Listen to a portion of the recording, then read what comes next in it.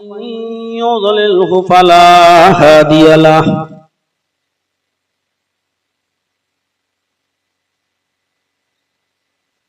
وأشهد أن لا إله إلا الله وحده لا شريك له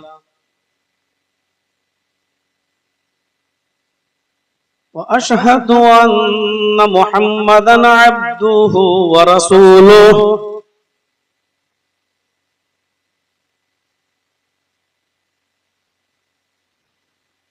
أما بعد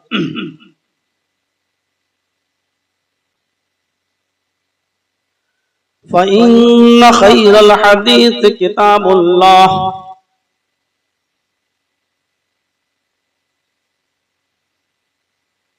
وخير الهدي هدي محمد صلى الله عليه وسلم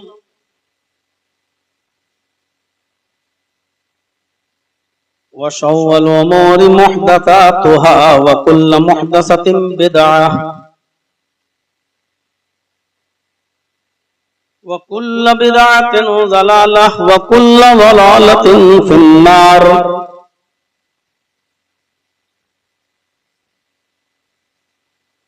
أعوذ بالله من الشيطان الرجيم. بسم الله الرحمن الرحيم.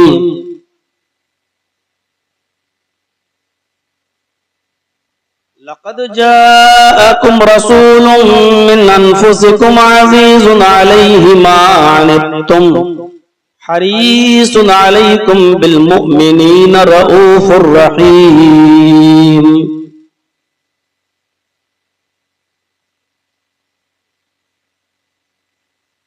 رب اشرح لي صدري ويسر لي أمري واحلل عقدة من لساني يفقهوا قولي.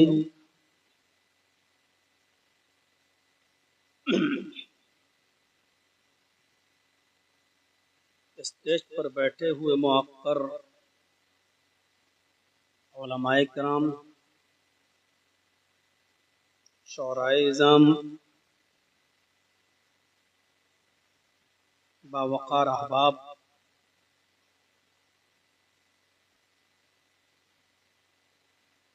Bishunpur, Itwa district Siddharth Nagar और उसके अतराफ व अकनाफ से तशरीफ लाए हुए मुअज़्ज़ज़ सामईन हज़रात, पर्दा नशीन इस्लामी ख्वातीन, माँ और बहनों, नौजवानों, अजीज बच्चों, रात के 2:15 बजे तक आपने इंतहाई सब्र के साथ, सुकून के साथ, दिल जमाई के साथ इस प्रोग्राम को समाअत फरमाया।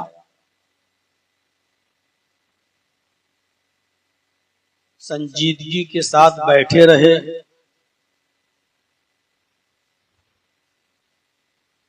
और मुख्तलिफ उलमा को उनके मुख्तलिफ अनावीन पर आपने सुना। आपने शेख अब्दुल गफ्फार सलफी हफिज़हुल्लाह को सुना। आपने इरफान मदनी हफिज़हुल्लाह को सुना। आपने उनके अलावा भी दीगर बहुत से उलमा को, इलाकाई उलमा को भी आपने समाअत फरमाया। बिलखुसूस डॉक्टर सैयद महराज रब्बानी हफिज़हुल्लाह को भी आपने सुना।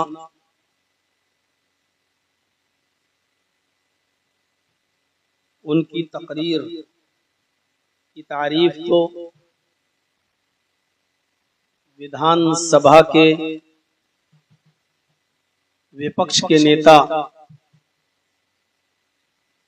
माता प्रसाद पांडे जी भी करके गए हैं।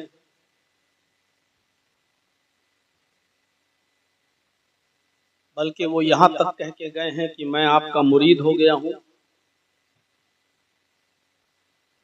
तो मैंने शेख रब्बानी साहब से कहा था कि आप तो पीरी मुरीदी से निकले हुए हैं और फिर आप भी मुरीद बना लिए हैं। तो हंसते हुए बेचारे बैठ गए। आपने उनको भी समाअत फरमाया। दुआ है अल्लाह तबारक व तआला से कि इलाहुल आलमीन जो बातें कही गई और सब्र के साथ बैठकर 2:15 बजे तक आपने अब मेरा भी इंतजार किया और अब मुझे भी सुन रहे हैं, तो मैं दुआ करता हूँ अल्लाह जितने लोगों ने जो बातें कही हैं, कहने वालों को भी और सुनने वालों को अमल की पूरी पूरी तौफीक अता फरमाए। लाखों रुपए का खर्च होता है एक इजलास में। अभी 4 तारीख को जो बगुलावा में प्रोग्राम हुआ, सफीरुद्दीन साहब बतला रहे थे कि 7.25 लाख रुपए का खर्चा आया। आपके यहाँ जो जलसा हो रहा है इसका बजट भी लाखों में जाएगा। लाखों रुपया जलसों में खर्च हो जाए और फिर नतीजा सिफर हो, और नतीजा ये हो कि फजर के वक्त फजर जलसा खत्म हो और फिर फजर की नमाज भी हम मस्जिद में जाकर न पढ़ें और हमारी मस्जिदें गवाही दें कि इस जलसे का कोई असर नहीं हुआ, तो ये बड़े दुख की बात है, ये बड़े अफसोस की बात है। जलसा कितना कामयाब हुआ, ये आपके गांव की मस्जिद आज फजर की नमाज में शहादत देगी और बताएगी कि आज का आपका ये जलसा कितने % कामयाब हुआ। आप इस मस्जिद से सवाल कीजिए, फजर के अंदर कितने नमाजी इस मस्जिद के अंदर आते हैं। अगर ये मस्जिद रमजान की तरह भरी हुई नजर आती है तो यकीनन ये जलसा कामयाब। लेकिन रोजाना की बनिस्बत भी अगर लोग कम हो जाएं और ये हो कि रात भर जागे थे, अब नींद बर्दाश्त नहीं हो रही है, अब जाके सो जाएं, सुबह जोहर में हम नमाज कज़ा कर लेंगे, तो आप समझ लीजिएगा कि आपने लाखों रुपया सिर्फ फूंका है। आपको इस इजलास से कोई बेनिफिट नहीं मिला, कोई फायदा। मेरा मौजू सीरतुन नबी है या सीरत रसूल है, लेकिन सीरत रसूल अपने अंदर बहुत से पहलुओं को लिए हुए होता है। लिहाजा इस इजलास का, इस कॉन्फ्रेंस का नाम रखा गया है रहमत आलम कॉन्फ्रेंस। मैं सीरत तैयबा का वो हिस्सा आपके सामने रखना चाहता हूं जिसका ताल्लुक नबी अकरम की रहमत से, और रहमत भी नबी अकरम की जिसका ताल्लुक मुख्तलिफ गोशों से है।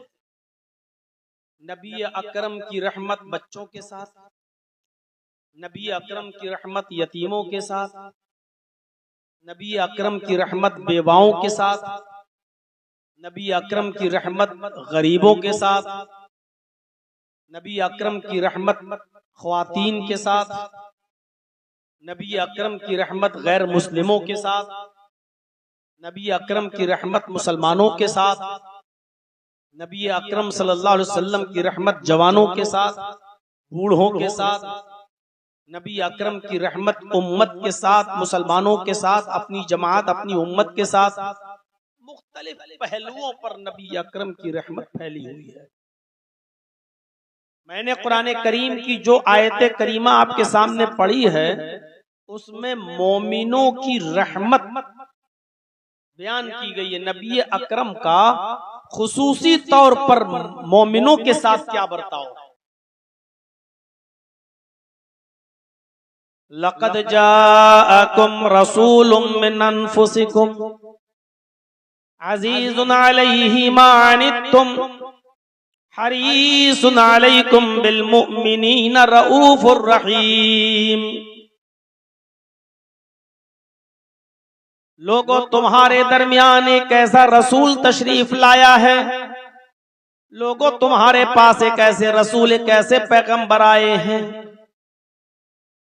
मिन अनफुसिकुम, जो तुम्हारे ही जिन्स से हैं, यानी जो जिस जिनसियत से आप हो इंसान, वो भी इंसान है।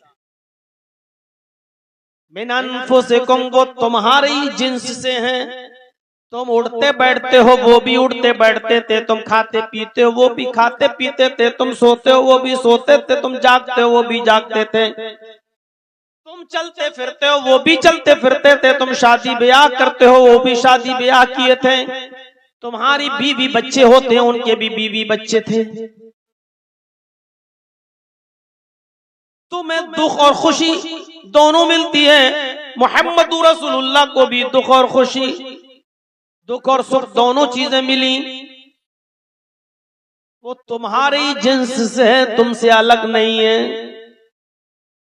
अजीजुन अलैहि मा अनित्तुम, तुम्हें कोई तकलीफ पहुंचती है, तुम्हें कोई दुख पहुंचता है, तुम्हें कोई दर्द पहुंचता है, तुम्हें कोई तकलीफ पहुंचती है, तुम्हारी तकलीफ, तुम्हारा दुख, तुम्हारा दर्द उनके ऊपर शाख गुजरता है, उनके ऊपर पहाड़ बनकर गुजरता है। तुम्हारे तकलीफ में वो नहीं देखना चाहते, तुम्हें दुख में वो नहीं देखना चाहते।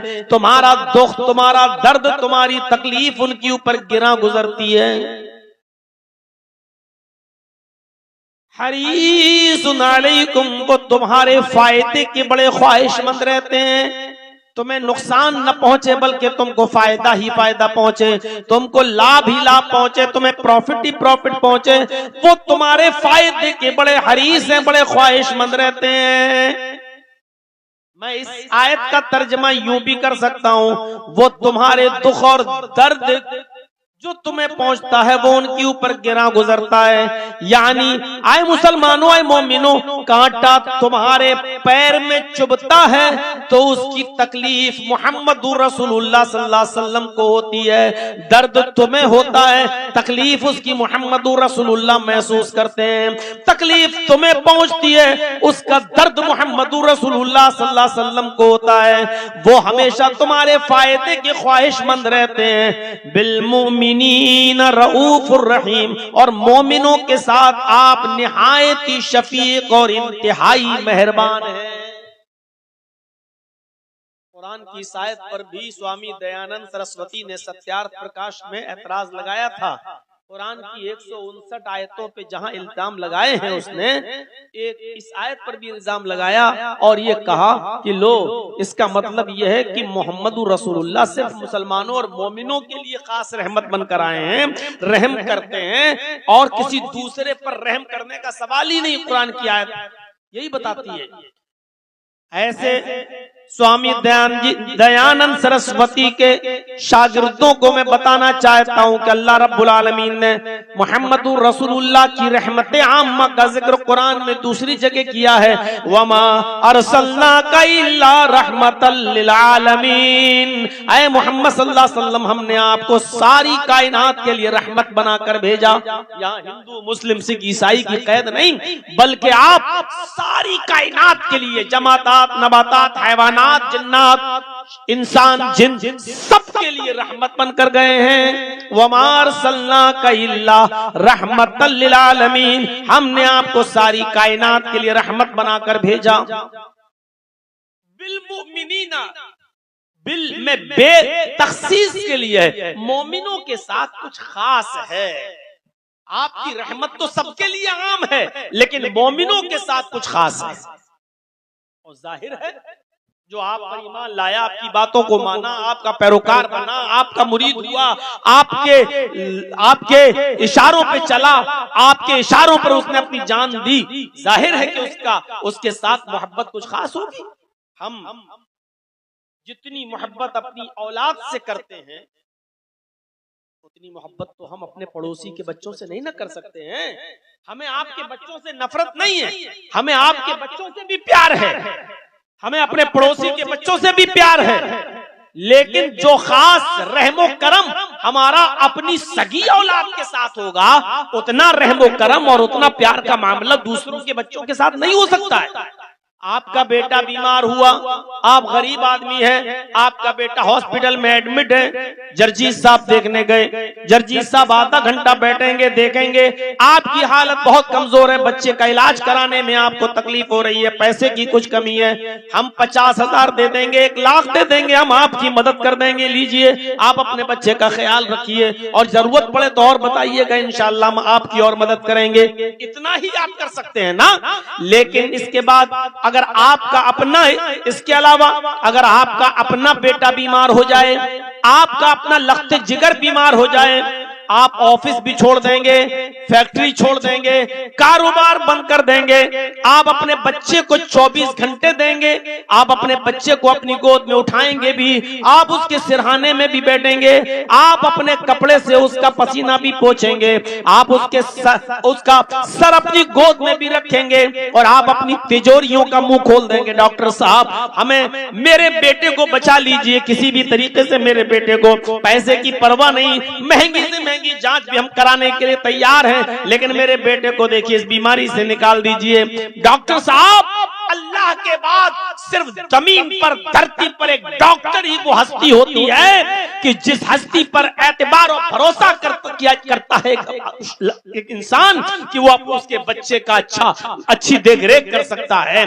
तो जाहिर है जो रहमो करम, जो प्यार और मोहब्बत आपकी अपनी औलाद के साथ होगी वो दूसरों के साथ नहीं होगी। लेकिन दूसरों के बच्चे को आप जहर नहीं देंगे, दूसरे के बच्चे को आप मारेंगे नहीं, बल्कि दूसरों के बच्चे को भी आप सिर्फ वक्त दे सकते हैं थोड़ा बहुत, और पैसा दे सकते हैं, थोड़ी बहुत मदद कर सकते हैं, लेकिन जो आप अपनी औलाद के साथ रहमो करम का मामला करेंगे वो गैर के साथ नहीं।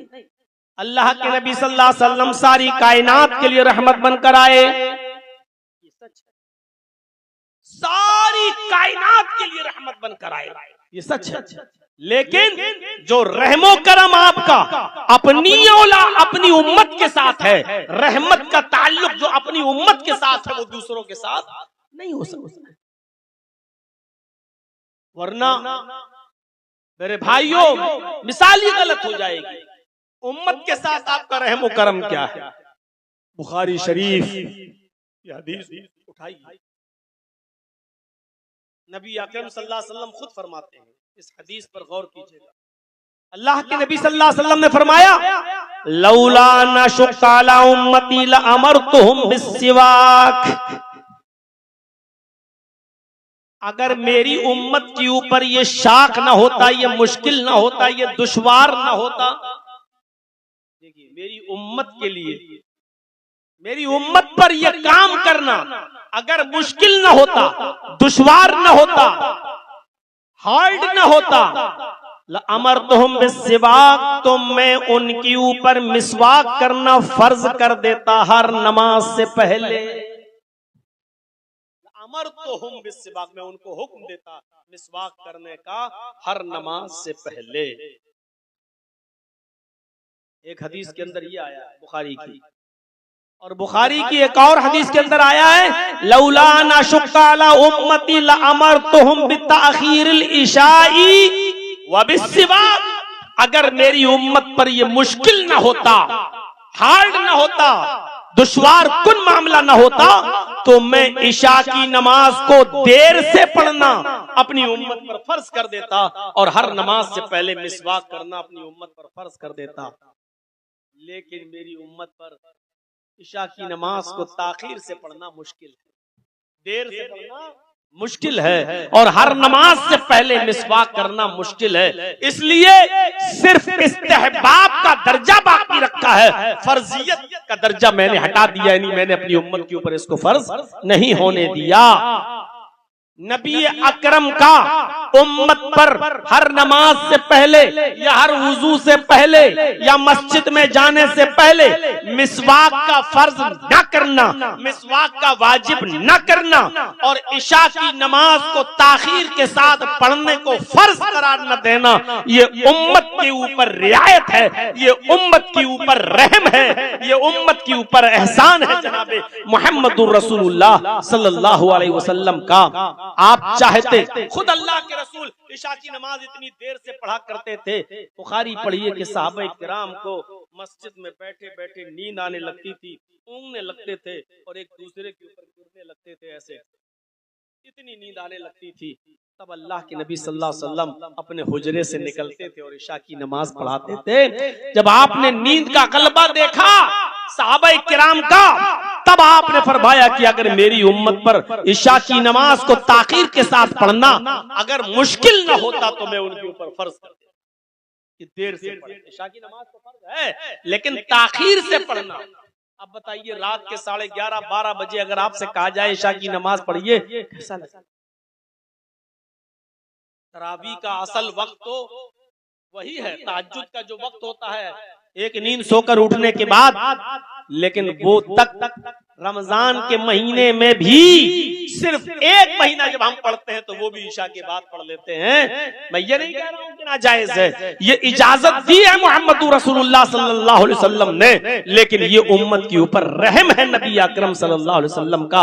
अगर नबी अकरम का रहम न होता तो ये इशा की नमाज को ताखीर के साथ ताखीर करके पढ़ना फर्ज होता, लेकिन फर्ज नहीं होने। कितना बड़ा रहम व करम है नबी अकरम का। बताइए, जंगल में और देहात में रहने वाले लोगों को तो मिसवाक मिल जाएगी, चढ़ गए पेड़ पे, तोड़ ली और करने लगे मिसवाक, लेकिन शहर में रहने वाले लोग कहां से लाएं? जो दिल्ली और मुंबई के शहरों में रहते हैं, प्रॉपर सिटी में रहते हैं, जहां दरख्तों और पेड़ों का वजूद दूर दूर तक नहीं है, बताइए उन लोगों को ये मिसवाक कैसे मिलती? अल्लाह के नबी सल्लल्लाहु अलैहि वसल्लम ने इस मिसवाक को सिर्फ सुन्नत तो रहने दिया, मुस्ताहब तो रहने दिया, लेकिन मेरे भाइयों फर्ज नहीं होने दिया और न फर्ज करार दिया। ये उम्मत के ऊपर नबी अकरम सल्लल्लाहु अलैहि वसल्लम का रहम व करम है। अब उसी हदीस को पढ़िए, लौलान लक़द, अब उसी कुरान की आयत को पढ़िए, लक़द जाअकुम रसूलुम मिन अनफुसिकुम अज़ीज़ुन अलैहि मा अनित्तुम, तुम्हारे पास एक ऐसे रसूल तशरीफ ला चुके हैं जो तुम्हारी जिन्स से हैं, जो तुम्ही में से हैं। तुम्हारी तकलीफ, तुम्हारा दुख, तुम्हारा दर्द उनके ऊपर शाख गुजरता है, तुम्हारे दुख और दर्द से उनको तकलीफ होती है, तुम्हारी तकलीफ से उनको दर्द होता है, तुम्हारी तकलीफ वो बर्दाश्त नहीं कर सकते हैं। ये मोहम्मद रसूलुल्लाह सल्लल्लाहु अलैहि वसल्लम के दिल का दर्द था कि मेरी उम्मत इशा की नमाज ताखीर से नहीं पढ़ सकती। अगर मिसवाक को फर्ज कर दिया तो ये मिसवाक हर नमाज से पहले नहीं कर सकती है, फिर ये गुनाहगार होगी। तो अल्लाह के नबी सल्लल्लाहु अलैहि वसल्लम ने उम्मत के ऊपर रहमो करम करते हुए मिसवाक और इशा की नमाज को ताखीर से पढ़ने को फर्ज करार नहीं दिया। एक चीज उम्मत के ऊपर रहमो करम का मामला आया है, तो आइए दूसरी चीज की तरफ हम चलते हैं। और कीजिएगा, 100 में विसाल,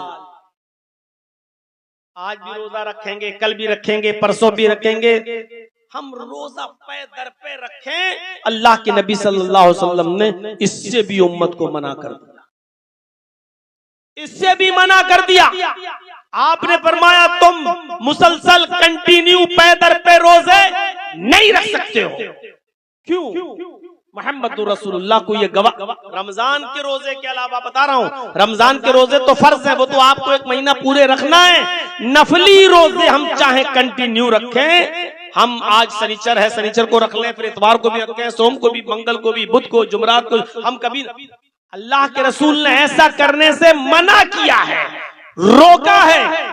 आपको शायद याद होगा और न याद हो तो सुन लीजिए, बुखारी शरीफ किताबुन निकाह के अल्फाज हैं कि अल्लाह के नबी सल्लल्लाहु अलैहि वसल्लम के पास 3 सहाबी आए, लेकिन अल्लाह के नबी सल्लल्लाहु अलैहि वसल्लम घर में नहीं मिले, घर में नबी अकरम से मुलाकात नहीं हुई। तो उन्होंने अल्लाह के रसूल सल्लल्लाहु अलैहि वसल्लम की बीवी से मुलाकात की और अल्लाह के रसूल की बीवी से मसला पूछा। अल्लाह के नबी सल्लल्लाहु अलैहि वसल्लम की बीवियों से पूछा कि बताइए अल्लाह के नबी की इबादत का क्या हाल है, कैसे इबादत करते थे? तो हजरत आयशा ने और दूसरी बीवियों ने जो जिक्र किया है वो बताया कि अल्लाह के नबी सल्लल्लाहु अलैहि वसल्लम रोजा रखते भी थे और रोजा छोड़ते भी थे। दिन में आप रोजा रखते भी थे और रोजा छोड़ते भी थे, नफली, और रात में तहज्जुद की नमाज पढ़ने के लिए उठते थे, लेकिन उससे पहले सोते भी थे और अपनी बीवियों से ताल्लुक भी कायम करते थे।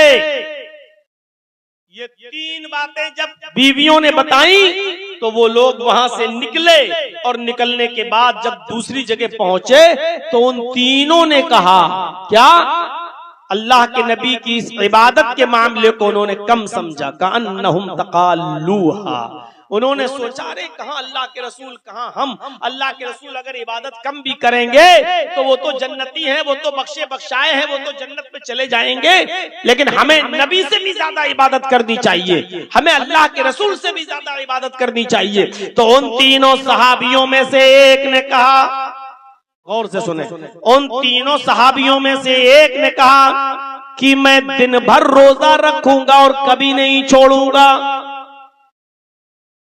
असूमुद्दहर वला उफ्तिर, मैं बराबर रोजे रखूंगा और मैं कभी नहीं छोड़ूंगा, यानी मैं रोजे पे रोजा रखता रहूंगा, कभी नहीं छोड़ूंगा, दिन भर रोजा और हर दिन रोजा रखूंगा।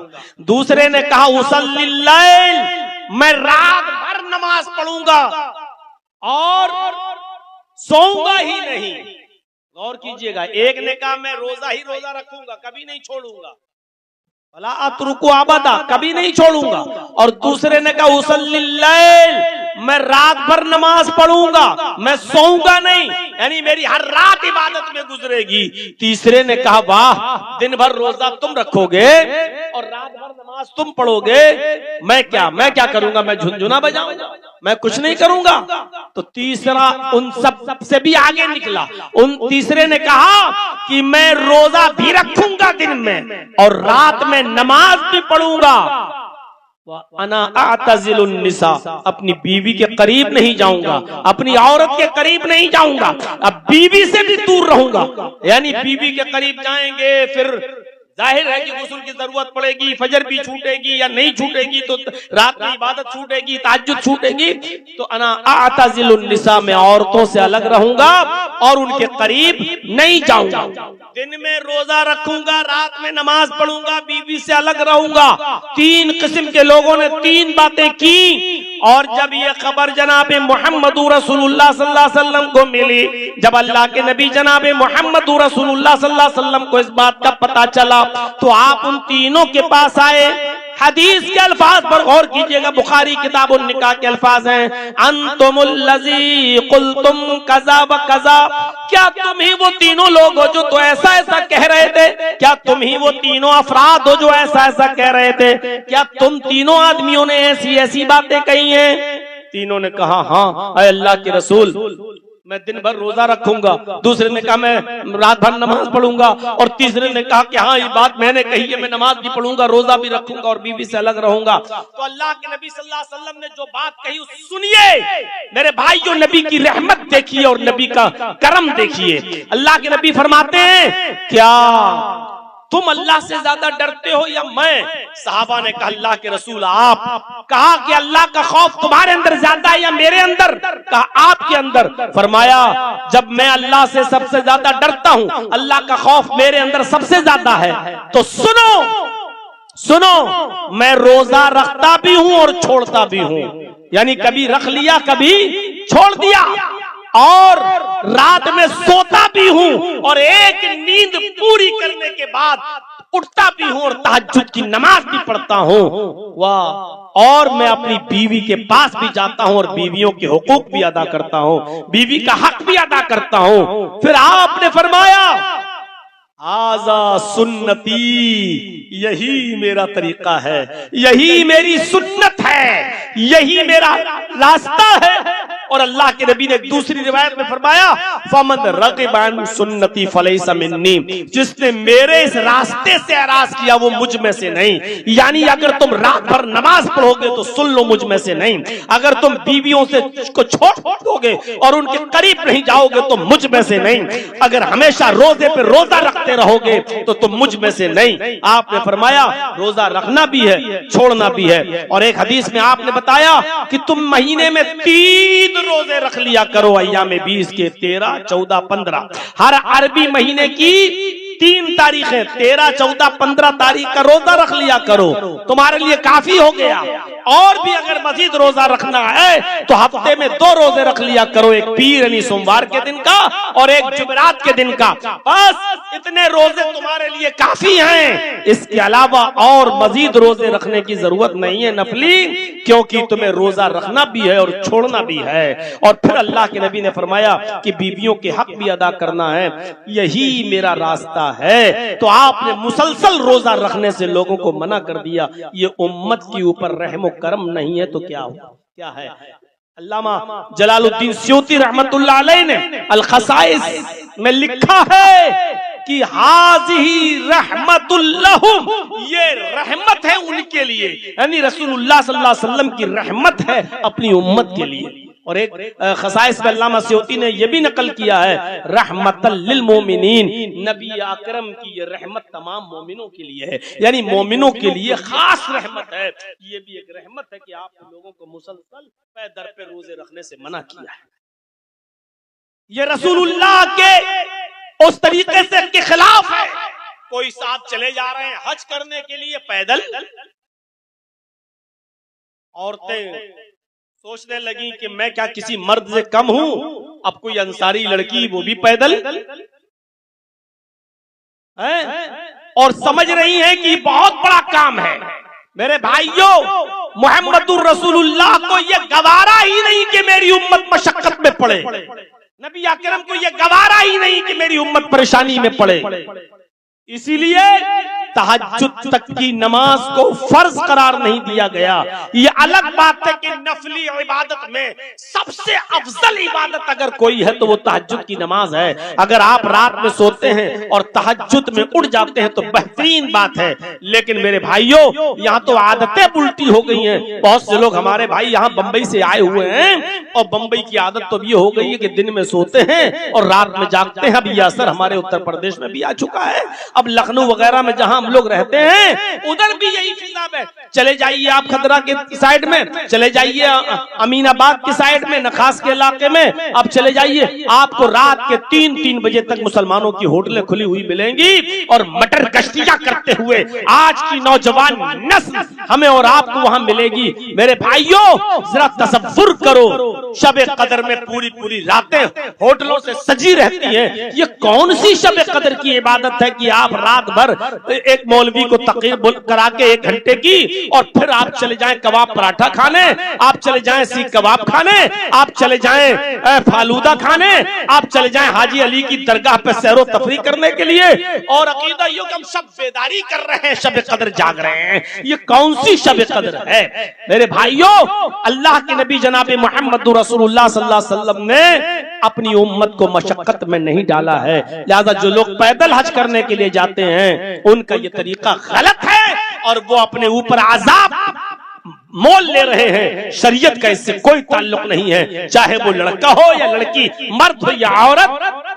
अल्लाह के रसूल ने कहा हज तुम्हारे ऊपर फर्ज है, लेकिन शर्त लगा दी, इन इस्तताअता इलैहि सबीला, अगर वहां तक जाने की इस्तिताअत है, तुम्हारे पास पैसा रुपया खर्चा, जहाज फ्लाइट टिकट और वहां रहने सहने का इंतजाम, खाने पीने का इंतजाम, अगर ये सारी की सारी चीजें हैं तुम्हारे पास तो फिर तुम जाओ, तुम्हारे ऊपर हज फर्ज है। और नहीं है तो हज फर्ज भी नहीं है। अपने ऊपर मशक्कत मोल लेने को जायज करार नहीं दिया है।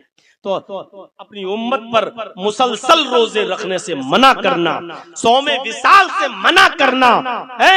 हजरत आयशा फरमाती हैं कि नहा रसूलुल्लाह सल्लल्लाहु अलैहि वसल्लम अनिल विसाल, अल्लाह के रसूल ने लोगों को सौमे विसाल से मुसलसल और पैदर पे रोजे रखने से मना किया है। ये रहमत है नबी की अपनी उम्मत के साथ खास। एक और मंजर पर गौर कीजिएगा, नबी की रहमत देखिएगा उम्मत के साथ। जब मेराज में गए और सिदरतुल मुंतहा तक पहुंच गए, हजरत जिब्रील ने फरमाया, अल्लाह के रसूल यहाँ तक मेरी रसाई है, इससे आगे मैं एक कदम भी आगे बढ़ूंगा तो जलकर राख हो जाऊंगा। इससे आगे मुझे जाने की इजाजत नहीं है अल्लाह की तरफ से। अब मैं आगे नहीं जा सकता। उसके आगे अल्लाह तबारक व तआला, उससे आगे अल्लाह के नबी सल्लल्लाहु अलैहि वसल्लम गए। जिब्राइल सिदरतुल मुंतहा तक साथ दिए। उसके बाद अल्लाह के नबी सल्लल्लाहु अलैहि वसल्लम गए, लेकिन अल्लाह के बहुत करीब तो हुए, लेकिन अल्लाह को देखा नहीं। बुखारी शरीफ की रिवायत है, हजरत आयशा फरमाती हैं कि अगर कोई शख्स ये कहता है कि अल्लाह के नबी ने अल्लाह को देखा है तो वो झूठा है। अगर कोई ये कहता है कि अल्लाह के नबी सल्लल्लाहु अलैहि वसल्लम ने अल्लाह को देखा है तो वो झूठा है। अल्लाह को देखा नहीं।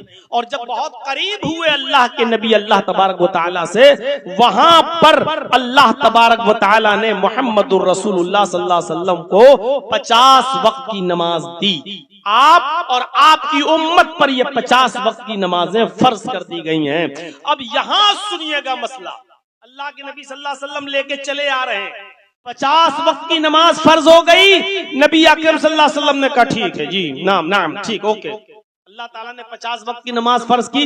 नबी अकरम सल्लल्लाहु अलैहि वसल्लम लेके आ रहे हैं 50 वक्त की नमाज। आसमान से उतरते उतरते जब उतरे तो छठे आसमान पर हजरत मूसा अलैहिस्सलातु वस्सलाम से मुलाकात हो गई। तो मूसा अलैहिस्सलातु वस्सलाम ने कहा, अय मोहम्मद सल्लल्लाहु अलैहि वसल्लम, आपको क्या मिला? अल्लाह ने क्या दिया? कौन सी चीज गिफ्ट दी आपको? तो अल्लाह के नबी जनाब मोहम्मद रसूलुल्लाह सल्लल्लाहु अलैहि वसल्लम ने फरमाया 50 वक्त की नमाज। हजरत मूसा अलैहिस्सलाम ने फरमाया वापस जाओ अल्लाह के पास, वापस जाओ। सुनन बैहकी और मुस्नद अहमद के अल्फाज हैं।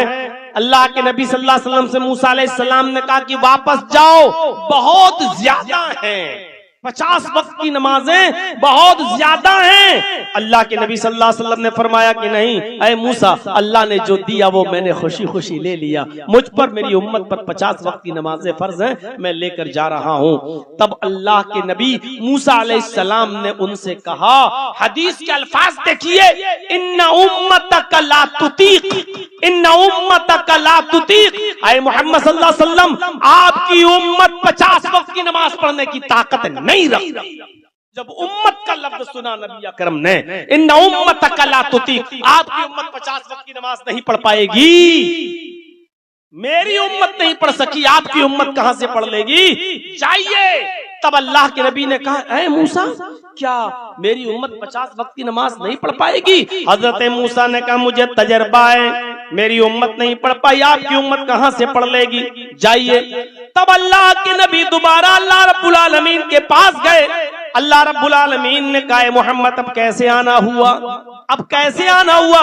जवाब दिया, आय अल्लाह, मेरी उम्मत 50 वक्त की नमाज नहीं पढ़ सकती है, मुझे नमाज में तखफीफ चाहिए, मुझे नमाज में डिस्काउंट चाहिए, मुझे नमाज के अंदर कमी चाहिए।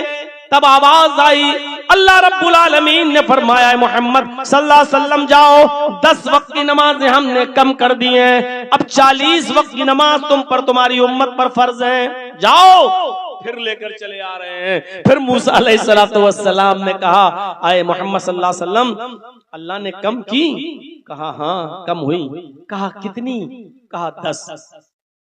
40 वक्त की नमाज अभी फर्ज है। हजरत मूसा अलैहिस्सलाम ने कहा ये भी ज्यादा है। कहा मूसा, खुशी खुशी में ले आया, अल्लाह ने 10 कम कर तो दिए, अब तो 40 की रह गई हैं। फरमाया मूसा ने, आए मोहम्मद मेरी बात मानो, फिर जाओ, इन्ना उम्मतक ला तुतीक, आपकी उम्मत 40 वक्त की नमाज भी नहीं पढ़ पाएगी। उम्मत का लफ्ज सुना, फिर मोहम्मदुर रसूलुल्लाह सल्लल्लाहु अलैहि वसल्लम अल्लाह के पास गए और फिर जाने के बाद कहते हैं कि अय अल्लाह 40 भी ज्यादा है, मेरी उम्मत 40 वक्त की नमाज नहीं पढ़ सकती है।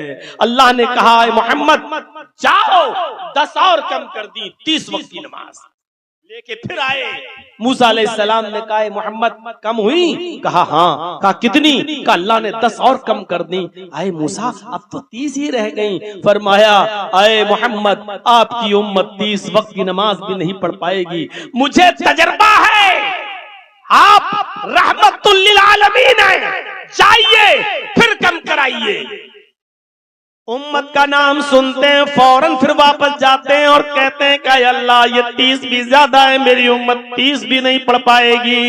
अल्लाह ने कहा मोहम्मद जाओ, मैंने 20 वक्त की कर दी, 20 वक्त की लेकर आ रहे हैं। मूसा अलैहिस्सलातु वस्सलाम ने फिर कहा, फिर कहने लगे कि अब तो 20 रह गई, आधी से भी ज्यादा कम हो गई हैं। आए मूसा अब तो ठीक है। फरमाया मोहम्मद अपने हिसाब से मत सोचो, आप तो 50 वक्त की भी पढ़ लेंगे, लेकिन आप अपनी उम्मत के बारे में सोचिए, आपकी उम्मत 20 वक्त की भी नमाज नहीं पढ़ पाएगी। उम्मत का दर्द जहन में आया, फिर जाते हैं कहते हैं अल्लाह 20 भी ज्यादा है। अल्लाह ने कहा जाओ 10 वक्त की नमाज मैंने कर दी। अब खुशी खुशी लेके आए और कहने लगे मूसा अब तो अल्लाह ने बहुत ही कम कर दी। कहा कितनी रह गई? फरमाया 10 वक्त की 10। हजरत मूसा ने कहा 10 और आप इसी पर बस कर रहे हैं? नहीं, ये भी ज्यादा है। कहा मूसा कहां ज्यादा है? 50 से 40, 40 से 30, 30 से 20, 20 से 10 और आप कह रहे हो ये भी ज्यादा है। फरमाया आए मोहम्मद सल्लल्लाहु अलैहि वसल्लम, मेरी उम्मत पर तो अल्लाह ने सिर्फ 2 ही वक्त की नमाज फर्ज की थी, सुबह पढ़ लो शाम को पढ़ लो, लेकिन मेरी उम्मत 2 वक्त की नहीं पढ़ पाई। आपकी उम्मत 10 वक्त की कैसे पढ़ेगी? ये मेरा तजर्बा है, आपकी उम्मत 10 वक्त की भी नहीं पढ़ेगी। कहा है मूसा आपकी उम्मत 2 वक्त की भी नहीं पढ़ पाई? कहा नहीं, आपकी उम्मत 10 वक्त की कैसे पढ़ेगी? फिर गए। अल्लाह मूसा कह रहा है मेरी उम्मत 10 वक्त की 2 वक्त की नहीं पढ़ पाई, आपकी उम्मत 10 वक्त की कैसे पढ़ेगी? अरे अल्लाह मुझे और कंसेशन चाहिए और कम कर दे, तू तो रब्बुल आलमीन है, मेरी उम्मत पर इतनी नमाजें फर्ज मत कर कि वो न पढ़ सके। अल्लाह ने कहा मोहम्मद जाओ, मैंने और 5 कम कर दी, अब 5 वक्त की नमाज तुम पर तुम्हारी उम्मत पर फर्ज है। फिर लेकर आए और जब मूसा अलैहिस्सलाम के पास से गुजरे तो मूसा अलैहिस्सलाम ने कहा कितनी रह गई? कहा 5। कहा ये भी ज्यादा है। मूसा अलैहिस्सलाम ने कहा सुनन बैहक़ी के अल्फाज, ये भी ज्यादा है। कहा मूसा अब मैं नहीं जाऊंगा। कहा मेरी उम्मत 2 वक्त की नहीं पढ़ पाई, आपकी उम्मत 5 वक्त की कैसे पढ़ लेगी? एक बार और चाहिए, रब्बुल आलमीन है। कहा मूसा 50 से 5 45 कम हो गई, अब मुझे अपने रब के पास बार बार जाने में शर्म आ रही है। कितनी कम कराऊं अल्लाह से, कितनी कम कराऊं? नहीं 5 ठीक है। जैसे ही मोहम्मदुर रसूलुल्लाह ने ये जुमला अदा किया कि मुझे अपने रब के पास बार बार जाने में अब शर्म आ रही है, कितनी कम कराऊं? आवाज आई आए मोहम्मद तुम मेरी रहमत से नाउम्मीद हो गए, निराश हो गए, शर्मा गए। कसम है मुझे अपने इज्जत और जलाल की, अगर एक बार और आ जाते मेरे पास तो मैं और कम कर देता, लेकिन अब तुम शर्मा गए, मेरी रहमत से ना उम्मीद हो गए। अब जाओ तुम पर और तुम्हारी उम्मत पर 5 वक्त की नमाज को मैंने फिक्स कर दिया। यहाँ कितने लोग बैठे हैं सोच रहे होंगे काश एक बार और चले गए होते अल्लाह के नबी, तो मजा ही आ जाता। काश एक बार और चले गए होते तो एक वक्त सुबह उठ के पढ़ लो और शाम को सोते वक्त पढ़ लो, बस बीच की सब नमाजें खत्म हो जाती।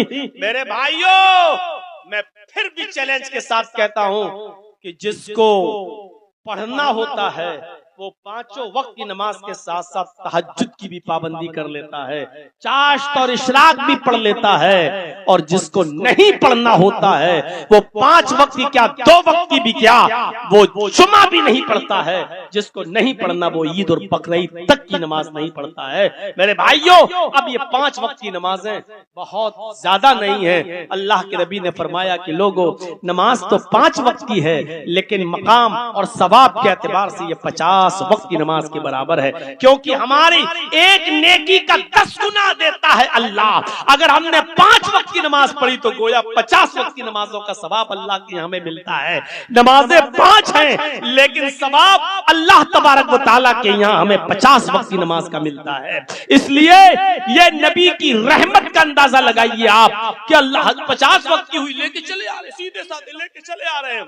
और मूसा कहा कि नहीं अल्लाह ने जो दिया खुशी से। जब कहा इन्ना उम्मतक ला तुतीक, आप आपकी उम्मत नहीं पढ़ सकती। जब भी अल्लाह के पास गए तो यही जुमला सुन के गए, इन्ना उम्मतक ला तुतीक, आपकी उम्मत ताकत नहीं रखती, आपकी उम्मत नहीं पढ़ पाएगी। जैसे ही उम्मत का लफ्ज सुनते मुहम्मदुर रसूलुल्लाह बार बार अल्लाह के पास चले जाते। ये रहमत नहीं है तो और क्या है? ये अल्लाह के रसूल की रहमत उम्मत के साथ नहीं तो और क्या है? यहां से आप अंदाजा लगाएं कि कितने मेहरबान हैं, रऊफुर रहीम है मुहम्मदुर रसूलुल्लाह सल्लल्लाहु अलैहि वसल्लम अपनी उम्मत के साथ। अपनी उम्मत पर ऐसा रहमो करम कहीं आपने देखा है? उम्मत का नाम सुन रहे हैं तो बार बार अल्लाह के पास जा रहे, अल्लाह और कम कर दे, अल्लाह और कम कर दे। मैं तो पढ़ लूंगा लेकिन मेरी उम्मत नहीं पढ़ पाएगी। नबी को यह गवारा नहीं कि मेरी उम्मत कयामत के दिन जहन्नम में जले, इसलिए कि वो 50 वक्त की नमाज नहीं पढ़ पाई। लेकिन ये उम्मत कितनी नाकारा हो चुकी है कि 50 की जगह पर 5, लेकिन उन 5 वक्त की नमाजों की भी पाबंदी न कर सके और 5 वक्त की नमाज की पाबंदी के साथ अदा न कर सके। इससे बड़ा मेरे भाइयों अलमिया हमारे लिए और हमारे समाज के लिए क्या होगा?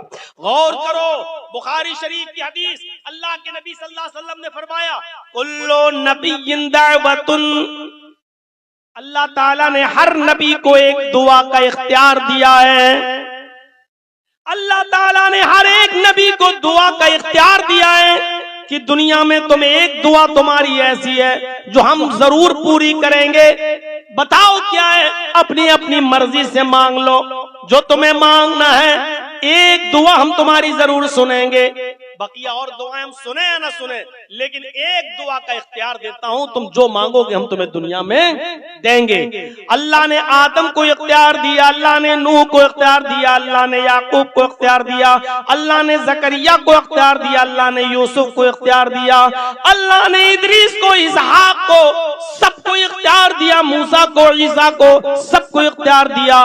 दुनिया में जितने भी नबी आए अल्लाह ने सबको एक दुआ मांगने का इख्तियार दिया, जो मांगोगे तुम्हें दिया जाएगा।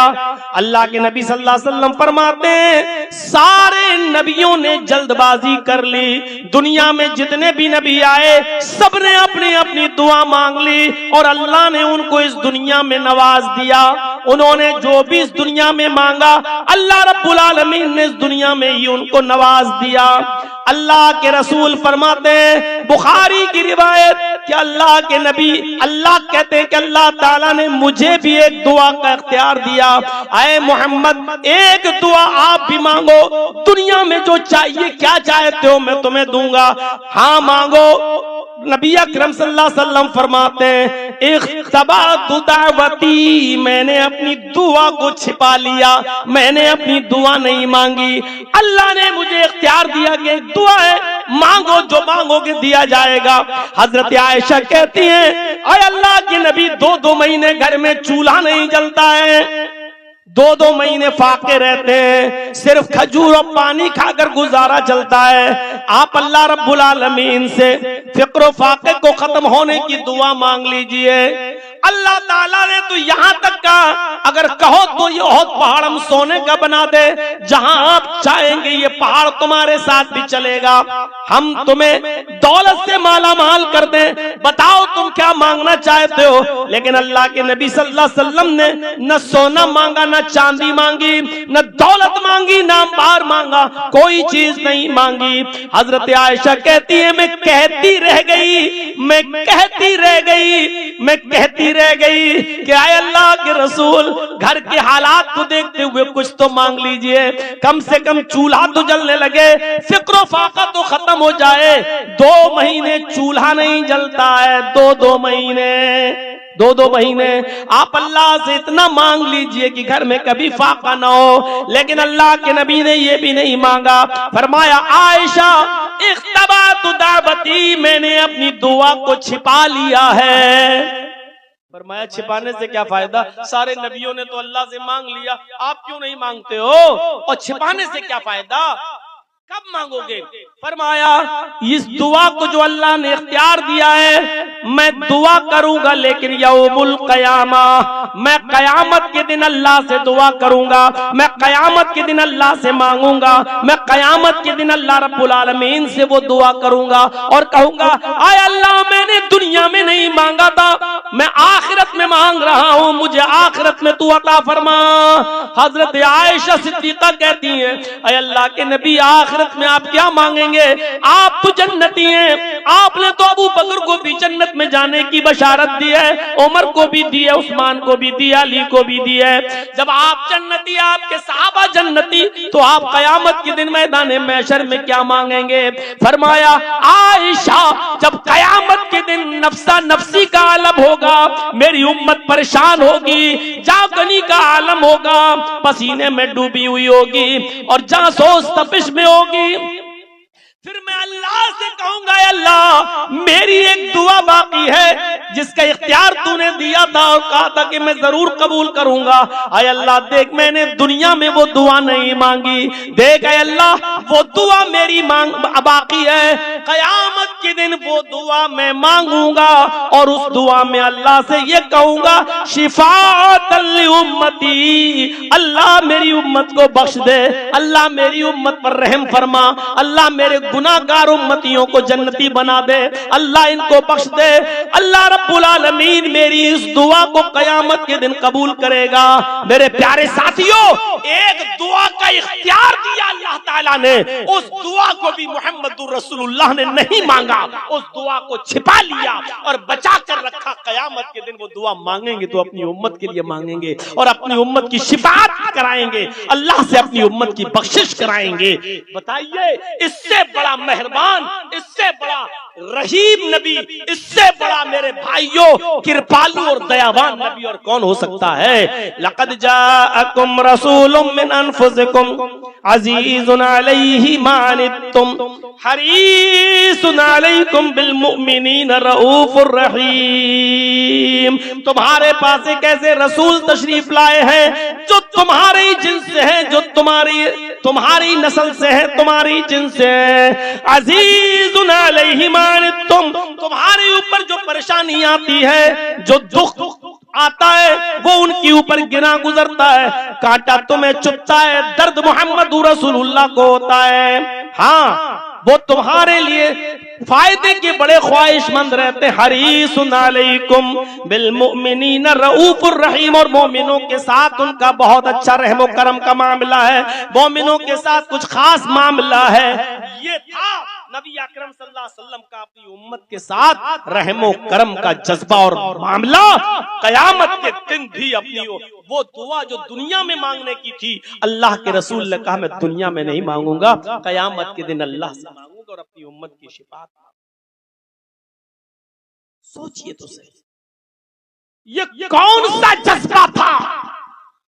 मुस्नद अहमद पढ़िए, हदीस है, एक सहाबी नमाज पढ़ा रहे मगरिब की, और एक सहाबी अपने घर के लिए सब्जी खरीदने के लिए निकले बाहर, और जब सब्जी खरीद कर घर जाने लगे तो पता चला कि अजान हो चुकी है और मस्जिद से आवाज आ रही है। वो उसी मस्जिद में नमाज पढ़ने के लिए चले गए, और जब मस्जिद में नमाज पढ़ने के लिए गए, वुजू बनाया, अल्लाहु अकबर कहकर इमाम के पीछे नियत बांधी, तो इमाम साहब थे वो सूरह बकरा शुरू कर दी।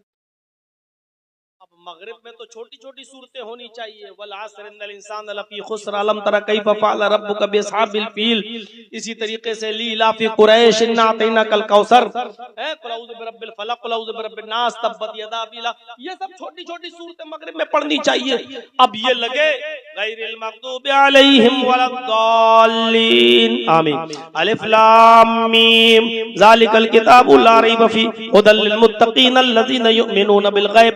एक रुकू पूरा हो गया, अभी रुकू नहीं कर रहे हैं, दूसरा रुकू भी पूरा हो गया, ये रुकू नहीं कर रहे हैं। जो सब्जी खरीद कर आए थे साहबी, वो समझे कि ये पूरी सूरह बकरा न पढ़ना शुरू कर दें 2.5 पारे, उन्होंने वही नमाज छोड़ दी, हट नहीं पढ़ेगा, घर पढ़ेगा।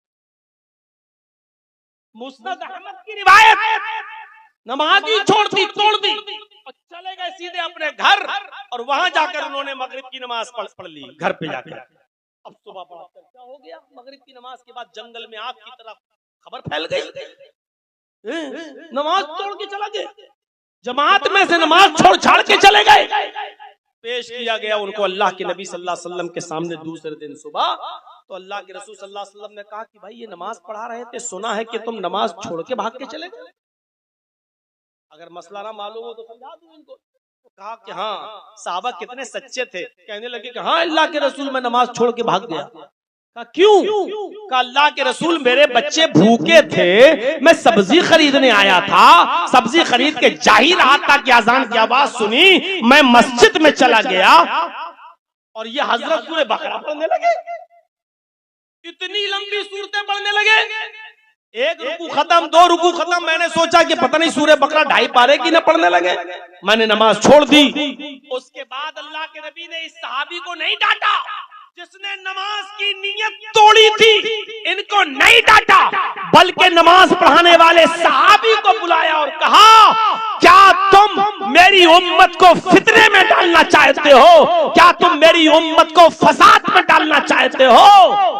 जब तुम में से कोई शख्स अपनी कौम का इमाम बनाया जाए, जब तुम में से कोई शख्स अपनी कौम का इमाम मुतय्यन किया जाए तो उसको चाहिए कि लोगों को मुख्तसर नमाज पढ़ाए, हल्की नमाज पढ़ाए।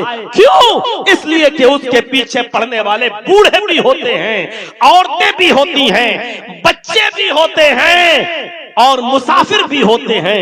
अगर तुम में से कोई शख्स किसी शख्स का इमाम बने तो उसको चाहिए कि नमाज मुख्तसर पढ़ाए। आपने इमाम के लिए उसूल बना दिया, ज़ाब्ता बना दिया कि जब तुम जमात के साथ नमाज पढ़ाओ और तुम्हारे पीछे जमात खड़ी है और नमाज पढ़ रही है तो तुम्हें सूरह बकरा की तरह 2.5 पारे पढ़ने की जरूरत नहीं है, बल्कि तुम्हें बूढ़ों का, बुजुर्गों का, औरतों का, बच्चों का और मुसाफिरों का ख्याल रखते हुए नमाज को हल्का पढ़ाना है। यह है नबी अकरम सल्लल्लाहु अलैहि वसल्लम की रहमत अपनी उम्मत के साथ। आप अकेले पढ़िए, पढ़ते नहीं, कभी कभी मौलाना नहीं होते हैं और हाजी साहब को लोग खड़ा कर देते हैं, पढ़ाओ नमाज।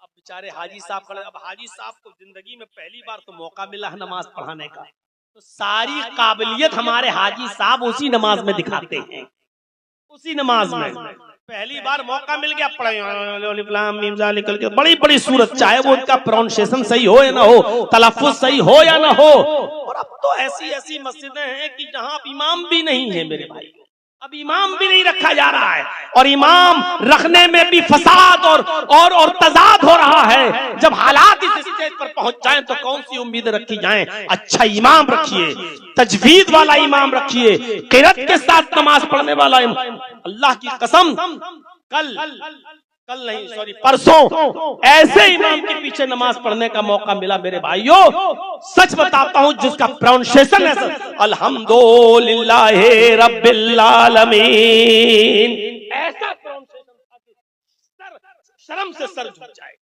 मेरे भाइयों ये हालत हो जाती है कभी कभी जब ऐसे लोगों के पीछे नमाज पढ़ना पड़े। अब कोई बात में पहुंच जाए, मौलाना जैसे हम थोड़ा सा लेट हो गए, बात में पहुंचे तो पीछे खड़े हो गए, पूरी तीनों रकात मिली, लेकिन अल्हम्दुलिल्लाहि रब्बिल आलमीन ये सब सुनना पड़ता है। जबकि कुरान करीम को बहुत ही क़िरात के साथ अल्हम्दो नहीं है, अल्हम्दुलिल्लाहि अल्हम्दुलिल्लाहि रब्बिल आलमीन नहीं है, रब्बिल आलमीन अल्हम्दुलिल्लाहि रब्बिल आलमीन अर्रहमानिर रहीम। अब बहुत से लोग अर्रहमानिर रहीम, बिस्मिल्लाहिर रहमानिर रहीम को भी छे पढ़ने लगते हैं, बहुत अलग से निकालते हुए। अब इतना भी मत बिगाड़िए। तो मेरे भाइयों में कहना ये चाहता, अल्लाह के नबी सल्लल्लाहु अलैहि वसल्लम ने फरमाया कि तुम क्या मेरी उम्मत को फसाद और फितने में बर्पा करना चाहते हो? जब इमाम मुतय्यन हो जाओ तो याद रखो कि तुम्हें नमाज हल्की पढ़ाना है। अल्लाह के नबी सल्लल्लाहु अलैहि वसल्लम जब नमाज पढ़ाया करते थे, अल्लाह के नबी खुद फरमाते हैं, बुखारी शरीफ की रिवायत है कि मेरा दिल चाहता कि मैं लंबी क़िरात करूं, मगरिब में, इशा में या फजर में। अल्लाह के नबी फरमाते हैं कि मेरा दिल चाहता कि आज मैं लंबी क़िरात करूं, और जब लंबी क़िरात का इरादा करता इशा में, अचानक किसी बच्चे के रोने की आवाज मेरे कानों में आ जाती। उस जमाने में औरतें भी मस्जिदों में आया करती थी और पर्दे की ओट में नमाज पढ़ती थी, बच्चे भी अपने साथ लाती थी और छोटे छोटे दूध पीते बच्चों को गोद में लेकर नमाज पढ़ती थी। सजदे में जाती थी, रुकू में जाती थी तो जमीन पे बिठा दिया करती थी, कोई हर्ज की बात नहीं है। मेरे भाइयों, अल्लाह के नबी कहते हैं कि जब मैं इरादा करता कि लंबी किरत करूं, अचानक किसी बच्चे के रोने की आवाज मेरे कानों में आती, मैं उसी वक्त नमाज को मुख्तसर कर देता और फिर कुल हुवल्लाहु अहद और इन्ना अतैना जैसी मुख्तसर सूरतें पढ़ाकर मैं सलाम फेर देता। गौर कीजिए, ये जनाब मोहम्मद रसूलुल्लाह की रहमत थी अपनी उम्मत के साथ, ये नबी अकरम का बर्ताव था अपनी उम्मत के साथ कि नमाज जैसी इबादत भी आप कर रहे हैं और कहते हैं कि मेरा दिल चाहता है कि मैं लंबी तिलावत करूं, लंबी किरत करूं। अचानक किसी बच्चे की रोने की आवाज मेरे कानों में आती तो मैं नमाज को मुख्तसर कर देता, मैं नमाज को छोटा कर देता ताकि उसकी माँ को तकलीफ न पहुंचे कि मेरा बच्चा रो रहा है और मोहम्मद रसूलुल्लाह लंबी किरत कर रहे हैं। ये था नबी अकरम जनाब मोहम्मद रसूलुल्लाह सल्लल्लाहु अलैहि वसल्लम फरमाते, लोगों ऐसी छत के ऊपर मत सोया करो जिसके ऊपर मुंडेर न हो, चार दीवारी न हो, खुली हुई छत हो और उस पर कोई रोक न लगी हो, ग्रिल वगैरह या दीवार मुंडेर न बंधी हुई हो, ऐसी खुली हुई छत पर मत सोया करो। सुनन नबी दाऊद के अल्फाज हैं, अल्लाह के नबी सल्लल्लाहु अलैहि वसल्लम ने खुली हुई छत पर जिस पर मुंडेर न बंधी हुई हो सोने से मना किया है, क्योंकि सोता मरता बराबर होता है। अचानक आपको इस्तंजा लगा, पेशाब लगा और आप उठे और आप नींद में चलने लगे और पेशाब करने के लिए आप जाना चाहते हैं, लेकिन अचानक आप गिर गए और जमीन के नीचे आए और गिरकर मर गए। मोहम्मद रसूलुल्लाह की रहमत तो देखो, आप उम्मत के लिए एक सुनहरा उसूल बना रहे हैं, आप उम्मत के लिए एक सुनहरा ज़ाब्ता बना रहे हैं, आप उम्मत के लिए एक सुनहरा कानून बना रहे हैं। आए मेरी उम्मत के लोगों, आए सहाबियों, आए मेरे बाद आने वालों सुन लो, आए वो लोगों जो मुझ पर ईमान लाए हो, अपने घर की खुली हुई छतों पर मत सोया करो। मोहम्मद रसूलुल्लाह की रहमत को ये भी गवारा नहीं है कि मेरा कोई उम्मती ऐसी छत पर सोए जिस पर दीवार न बंधी हो, जिस पर मुंडेर न हो और वो रात में उड़ जाए और उड़ते ही वो चलने लगे और दीवार पर मुंडेर न होने की वजह से वो जमीन पर गिर जाए और मर जाए। मोहम्मद रसूलुल्लाह को ये भी गवारा नहीं है, इसलिए फरमाया कि ऐसी छत पर मत सो। अल्लाह के नबी सल्लल्लाहु अलैहि वसल्लम फरमाते हैं, इशा की नमाज पढ़ने के बाद बिस्तर पर जब तुम सोने जाओ, इसका मतलब यह है कि इशा की नमाज से पहले सोना सही नहीं है। अल्लाह के नबी ने फरमाया कि जब तुम इशा की नमाज पढ़कर अपने बिस्तर पर सोने के लिए जाओ तो बिस्तर को 3 मरतबा झाड़ लिया करो। तालीम देखिए अल्लाह के रसूल की, मुस्लिम शरीफ की हदीस के अल्फाज हैं, अपने बिस्तर को 3 मरतबा झाड़ लिया करो। अंधेरा है, आप गए बिस्तर पर और नमाज पढ़ने के बाद जैसे ही बिस्तर पर गए, लेट गए, पता चला कि उस पर छिपकली पड़ी हुई है, पता चला कि कोई खतरनाक और मोजी जानवर मौजूद है और आप जैसे ही लेटे और उसने डस लिया या काट लिया उस सांप ने या जहरीले जानवर ने या छिपकली वगैरह ने और आपकी जान चली गई उसके जहर से। फरमाया कि जब भी तुम बिस्तर पे जाया करो सोने के लिए तो अपने बिस्तर को 3 मरतबा झाड़ लो। नबी की रहमत देखिए, आप रसूलुल्लाह की रहमत का तकाजा देखिए क्या है। आप कह रहे हैं कि बिस्तर पर जाओ तो 3 मरतबा बिस्तर को झाड़ लो। हम में और आप में कौन है? आज तो ट्यूबलाइट का जमाना है, आज तो बिजली का जमाना है। क्यों ट्यूबलाइटें आपस में शॉर्ट नहीं होती हैं क्या? ट्यूबलाइटें क्या ज्यादा वोल्टेज आने से कि ट्यूबलाइटें आपकी ज्यादा वोल्टेज आने से फ्यूज नहीं होती है क्या? क्या उससे चिंगारियां नहीं उठती? अल्लाह के नबी सल्लल्लाहु अलैहि वसल्लम ने जब बहुत सी चीजों की तालीमात दी है, वहां यह भी तालीम दी है कि जब भी तुम बिस्तर पर जाओ तो चिराग बुझा दिया करो, यानी अंधेरा करके सोया करो, चिराग बुझा दिया करो। उस जमाने में चिराग चलते थे इसलिए चिराग बुझाने का हुक्म था और आज के जमाने में उसी पर कयास करते हुए ट्यूबलाइट, ये बल्ब, ये रोटें, इनको भी बुझाने का हुक्म है, क्योंकि जिस तरीके से हवा के झोंके से चिराग की चिंगारी आपके पूरे के पूरे घर में आग लगा सकती है और आपके बिस्तर में आग लगाकर पूरे घर को जला सकती है, उसी तरीके से रात में चिंगारी बल्ब में से निकले, लाइट निकले या जब बल्ब फ्यूज हो तो उससे कोई आपकी चिंगारी निकल जाए और उससे भी घर को आग लग सकती है। इसलिए चिराग बुझाने वाली हदीस लाइट बुझाने पर भी फिट होगी। लिहाजा जब भी तुम बिस्तर पर सोने के लिए जाया करो तो अपने चिराग बुझा दिया करो, यानी अंधेरा करके सोया करो। मोहम्मद रसूलुल्लाह सल्लल्लाहु अलैहि वसल्लम की रहमत को यह भी गवारा नहीं है कि कोई शख्स रात की तारीकी में उठे, कोई शख्स रात के अंधेरे में उठे, कोई शख्स रात की बियाबान घमासान अंधेरे में उठे और वो जो है और चिराग जलाए और उससे उसकी आग लग जाए और जल के मर जाए। मोहम्मद रसूलुल्लाह की रहमत को यह भी गवारा नहीं है। एक सहाबी मस्जिद में नमाज पढ़ने जा रहे और तीर उनके बंधे हुए हैं और ऐसे तीर की नोक, ये मान लीजिए तीर है और ये उसकी नोक है, ऐसे तीर बंधे हुए थे धागे से और नोक बाहर निकली हुई थी और ऐसे चल रहे थे, ऐसे चल रहे थे। मस्जिद के अंदर दाखिल हुए, इब्ने माजा की रिवायत है, अल्लाह के नबी सल्लल्लाहु अलैहि वसल्लम ने उन तीरों को देखा और सहाबा किराम को देखा ये मस्जिद में आ रहे हैं। तो अल्लाह के रसूल ने उस सहाबी से कहा, आए मेरे दोस्त, आए मेरे सदीक, मेरे दोस्त, तीरों के सिरे को मजबूती से पकड़ ले, यानी आगे की जो नोक है उसको मजबूती से पकड़, ऐसे जो चल रहा है तू ऐसे मत चल, तीरों के जो नोक है उस पर हाथ रख ले, उसको पकड़ ले। कैला तख्दिशु मुस्लिमन, हदीस के अल्फाज पर गौर करो, अबू दाऊद की रिवायत, कैला तख्दिशु मुस्लिमन, कहीं ऐसा ना हो कि तेरे तीरों से कोई मुसलमान जख्मी हो जाए, किसी मुसलमान की पीठ में या पैर में चुभ जाए। तख्दिशु मुस्लिमन, कोई मुसलमान जख्मी हो जाए। ये रिवायत हमें ये बतला रही है कि मोहम्मद रसूलुल्लाह को किसी मुसलमान का मरना तो दूर, किसी तीर से चुप जाने की वजह से जख्म का हो जाना भी गवारा नहीं है। ये है मोहम्मद रसूलुल्लाह की रहमत। मेरे भाइयों, हमें और आपको नबी अकरम की रहमत से पूरी तरीके से फायदा उठाने की कोशिश करनी चाहिए। अब कुर्सियों पर 15, 20, 25, 50 लोग रह गए हैं और जब लास्ट में हमें टाइम देंगे तो यही हाल होगा, क्योंकि भाई कोई शब कदर तो है नहीं, रमजान का महीना तो है नहीं कि इबादत समझ के पूरी रात कोई जाग लेगा।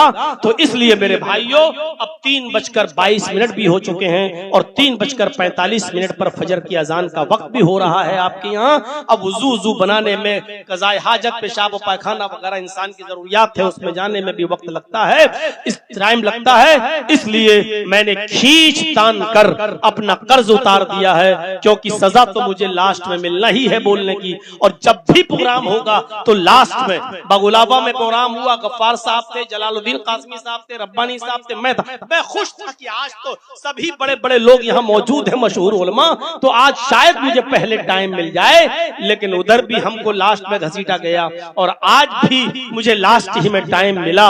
शायद मैं एक ऐसे इलाके का रहने वाला हूँ जो बड़ा बदनाम इलाका है इटावा का, जहाँ की फूलन देवी बड़ी मशहूर रही है। तो इसलिए हो सकता है कि जैसे हमारा इलाका गिरा हुआ है उसी हिसाब से शायद गिरा हुआ टाइम हमको दिया जाता हो कि आप जिस इलाके के रहने वाले हैं उसी हिसाब से आपको टाइम मिलेगा।